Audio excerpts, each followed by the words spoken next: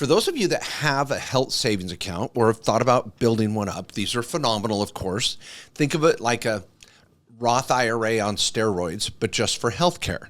The reason why it's on steroids is you get a tax deduction going in, and you can pull it out at any age, tax-free and penalty-free, as long as it's for medical. So, I mean, it's just like the best of all savings worlds. And Matt and I will often debate what's better, the HSA or the Roth. And it's a close tie at times. It depends on the person and what their situation is. So they're very, very valuable to have in your arsenal or your toolbox, if you will. So once you've got that money in there, let me share a couple of my takes on it. Okay. I know we both have HSAs. The first thing is you need to know you don't have to take the money out and reimburse yourself.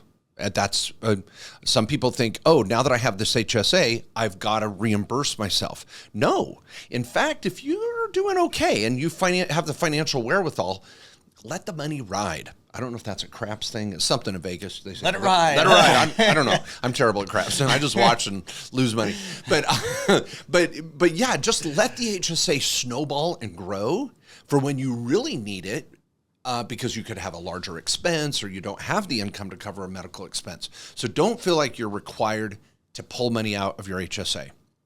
The other misconception, I'll just mention two quickly, and I know you've got a couple, is that, well, I can only have one HSA, or I have one at work and I really don't use it, so I don't get the full benefit. Oh, no. You can have 2 or 3 HSAs. Now, your annual contribution total is the same, and your employer might be putting in X dollars for you, but you can open up an HSA on the side, control it, self-direct it. At Directed IRA here at our office, you can open up an HSA tonight online, start putting money into it. You could buy real estate, crypto, stocks, investments, notes, pool it with other clients, LLCs, and do a lot with that HSA. So you can have multiple HSAs. Don't feel held back by your employer's HSA restrictions. So I don't know. Those are a couple common ones. What else do you see out there? Well, just yesterday I had a question from someone about taking the deduction for the HSA, and can you take it if you have a certain AGI or your high income? The nice thing about the HSA is no matter what your income, you could be a billionaire making $1 billion bucks a year, you still get to take the HSA deduction. So there's no phase out for high income people. There is on some other things, of course, in the tax code, but for the HSA, any income, you get to still get the deduction. Love it. Okay, the last misconception is that I cannot do an HRA, which is a reimbursement arrangement, a 105 plan, if I have an HSA. And the truth is you can do both, but you cannot double dip on an expense. So let's say you go to the doctor and they prescribe something at the local pharmacy, the grocery store. You go in, you get it, and your insurance did a crappy job. You know, maybe it was a couple $100, and you're like, ugh. Well, you have options. One, you could take it out of your HSA, and depending on your HSA portal or the trust company or brokerage or bank or whoever manages your HSA, you would turn in the receipt, and they'd send you $200. Or you could just let it ride. You could also, over on the side, have that HRA plan where through a sole proprietorship or a C Corp, you've got a little plan, that's a chapter in my book here, where you're reimbursing yourself for the $200 and taking a business write-off.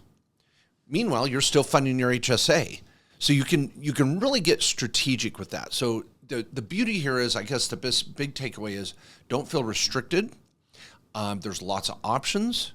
And you can let that money grow, which is, I think, a misnomer. So yeah, I love it. Yeah, I got nothing more to add to that. Okay. Okay. This is one of my favorite common questions, and this came from Allie, also on the Main Street Business Podcast page. And this is a question that comes when you start learning a little bit about Roth IRAs, but you don't learn the full story on it. And this is sad because a lot of people get stuck at this question that Allie is asking. Allie asks about Roth IRAs. If one makes over $152,000 salary threshold, how can he contribute yearly to his Roth IRA? Great question, Allie. You're not going to contribute directly to a Roth IRA. You're going to do a backdoor Roth IRA, which at the end of the day is the same thing. You just got to go about it a different way. So the backdoor Roth IRA is basically where you can contribute to a traditional IRA in what's called a non-deductible contribution, no income restrictions to do that.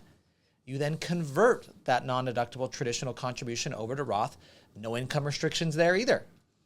Now at the end of the day, you've got a Roth IRA, which you could do $6,500 a year, which is the regular Roth IRA contribution limits. So we're getting around this. This is called the backdoor Roth IRA by doing a two-step contribution conversion process to get to the same result. So don't think you're out of the game here on the Roth IRA. You're still in the game. You just got to go through the back door to get in. I love it. I thought it was a party, but it's a game. It's a game. It's a party. You know, Whatever you want to be. Okay.